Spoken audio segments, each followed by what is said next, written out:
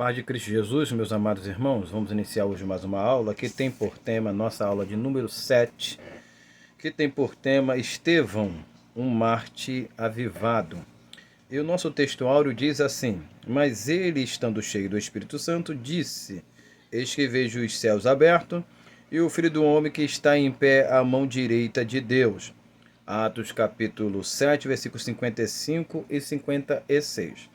Nós vamos trabalhar hoje, dentro do nosso tema, com a vida de Estevão. Claro que não temos uma grande informação sobre a vida do Estevão, do diácono Estevão.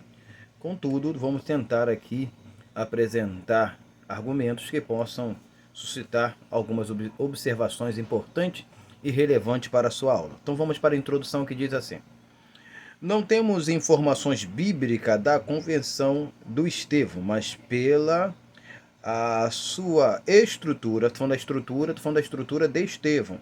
Sem dúvida, ele fazia parte dos 70.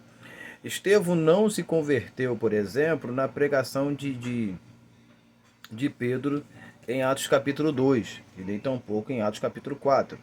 Estevão provavelmente é um converso já anterior a toda aquela situação ali, vamos dizer, morte de Jesus e ressurreição de Jesus e a descida do Espírito Santo em Pentecostes. Mas não temos uma estrutura bíblica que a gente possa fomentar de uma forma clara e visível sobre a vida do diácono Estevão.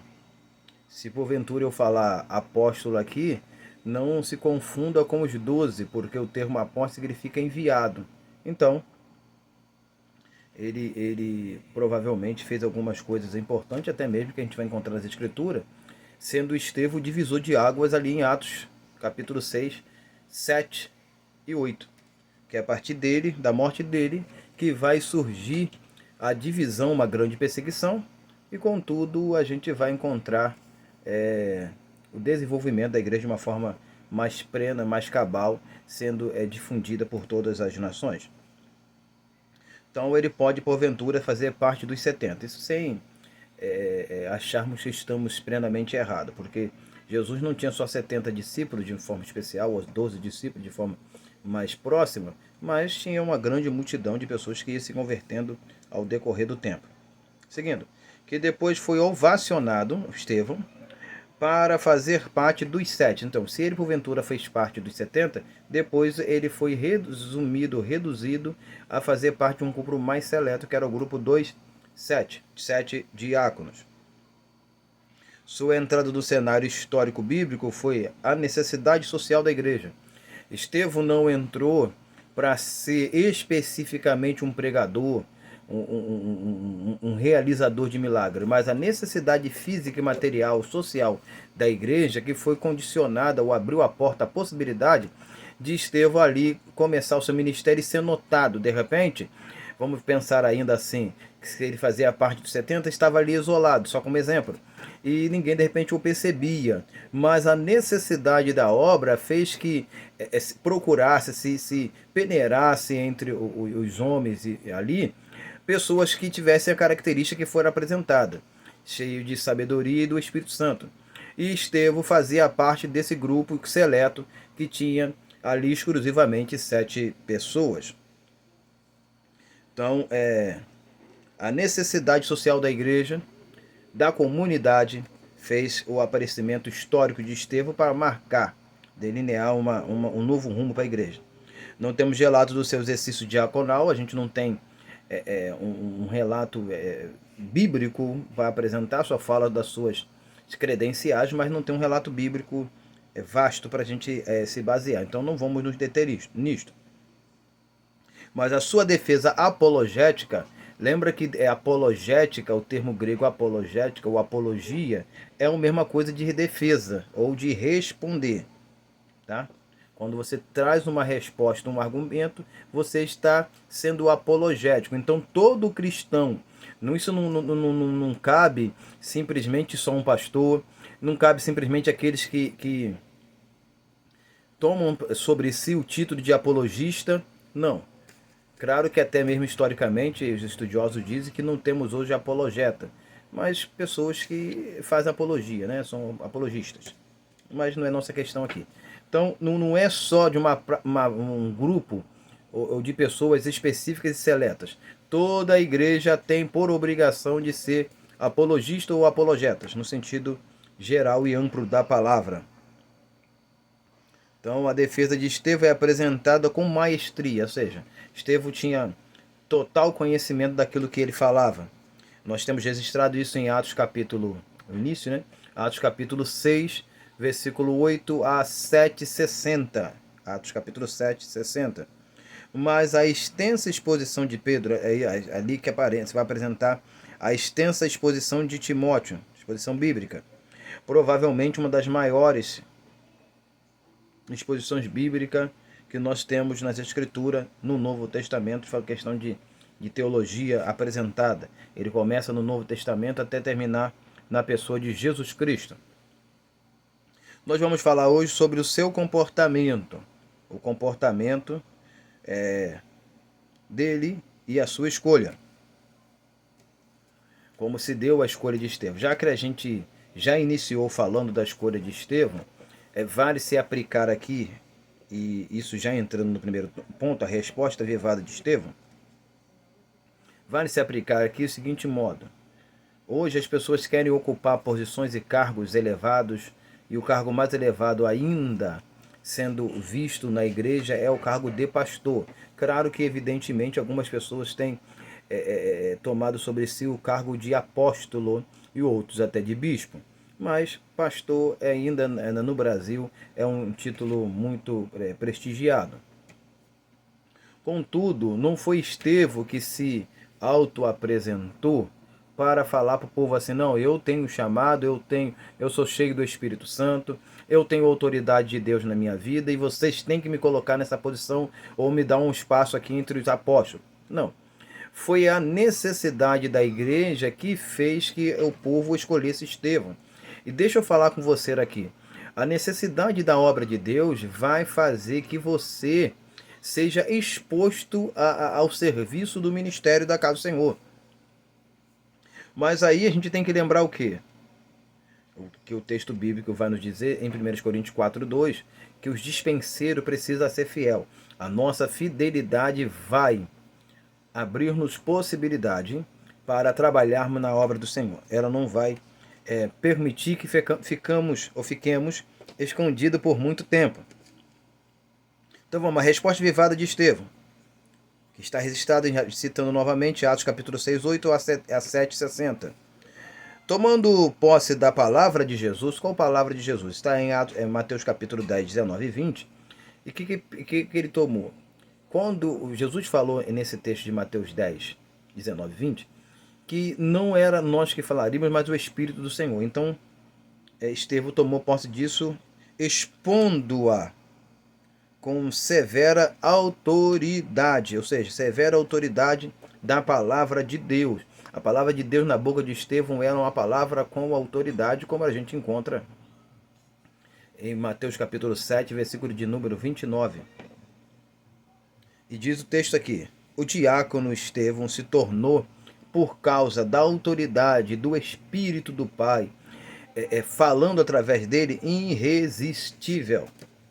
Foi isso que aconteceu? Seguindo. Com argumentos intelectuais, a verdade do Evangelho é proclamada. Intelectuais são verdades pensadas, analisadas, estudadas. Hoje não se defende muito o Evangelho, o critério do Evangelho, porque não se estuda, não se lê, objetivamente não se preparam para isto. Isso eu estou falando de toda a igreja, não um grupo seleto. Isso é cabível a todos nós. Não há exclusividade do conhecimento, do entendimento, da espiritualidade na igreja. E o Espírito Santo foi dado a todos. Seguindo, Estevão deve ter ouvido Pedro falar, é claro que eu falo entre aspas, e agora eu vou citar o texto. E estáis sempre preparado para responder com mansidão. Aí você pode pegar como base Gálatas capítulo 6, versículo de número 1. Que vós que sois espirituais encaminhai tal como o espírito de mansidão, olhando para si mesmo para que também não seja tentado. e temor. Provérbio capítulo 9, versículo 10, que vai dizer que o temor do Senhor é o princípio da sabedoria. Então, o que veio forjar a sabedoria e a capacidade de Estevão era o temor do Senhor. Então, seguindo a leitura, agora sem citar as passagens, estáis sempre preparado para responder com mansidão e temor a qualquer que vos pedir a razão da esperança que há em vós. 1 de Pedro, capítulo 3, versículo 15. Uma coisa deve ser observada. Antes, santificai a Cristo como Senhor em vosso coração. Ou seja, se Cristo não tem a primazia, a supremacia em nossos corações, não tem como nos apresentarmos como defensor e responder, que na tradução aqui apologética significa responder a qualquer argumento ou qualquer coisa que as pessoas perguntarem ou chegarem até nós pedindo referente à palavra do Senhor. Seguindo aqui. Então, por isso, nós precisamos santificar a Cristo. Cristo tem que ter uma exclusividade dentro de nós. E isso só pode acontecer como? Tendo uma boa consciência.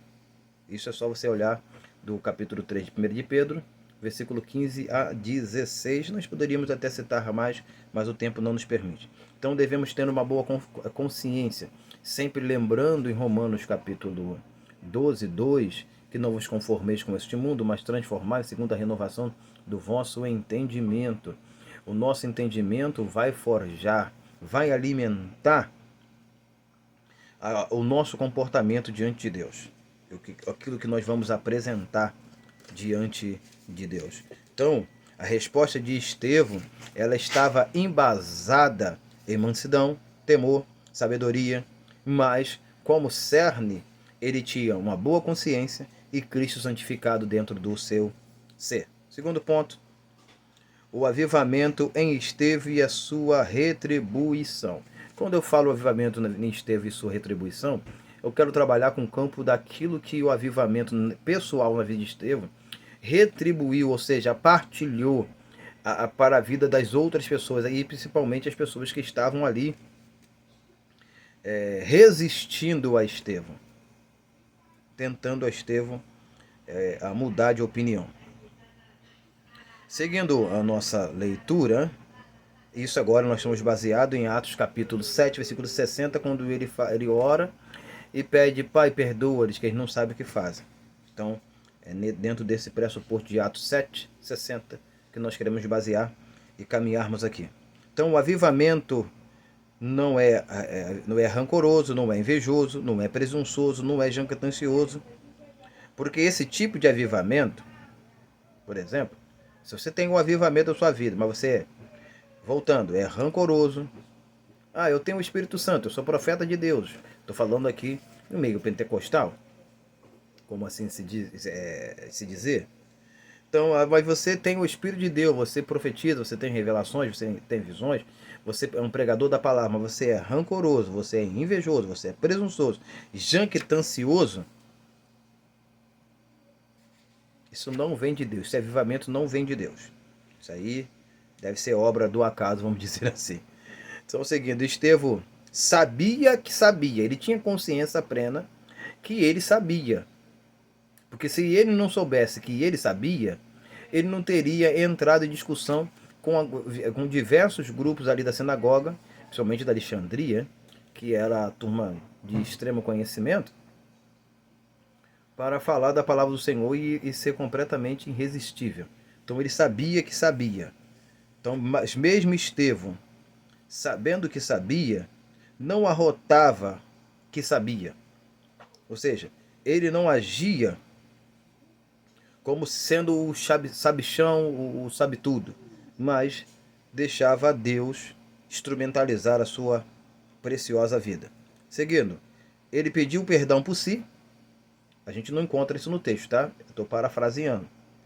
Para alcançar a outro. Ou seja, quando ele pede perdão pelos outros, e automaticamente no versículo anterior ele fala: Pai, a ti entrego o meu espírito.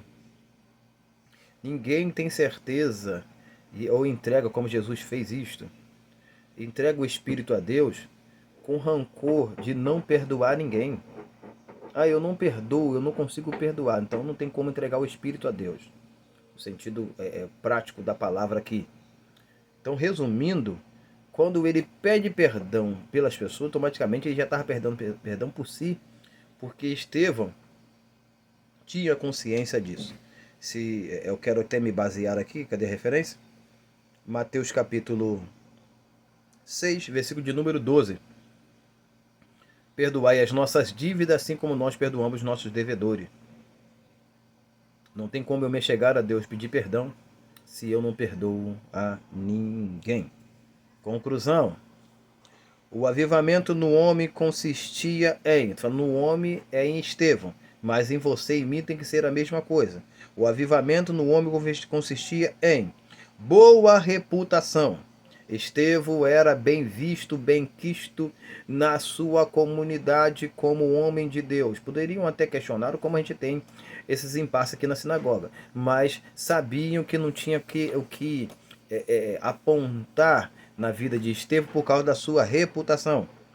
Estevão também era cheio do Espírito Santo. Não tem como ter uma boa reputação sem ser cheio do Espírito Santo.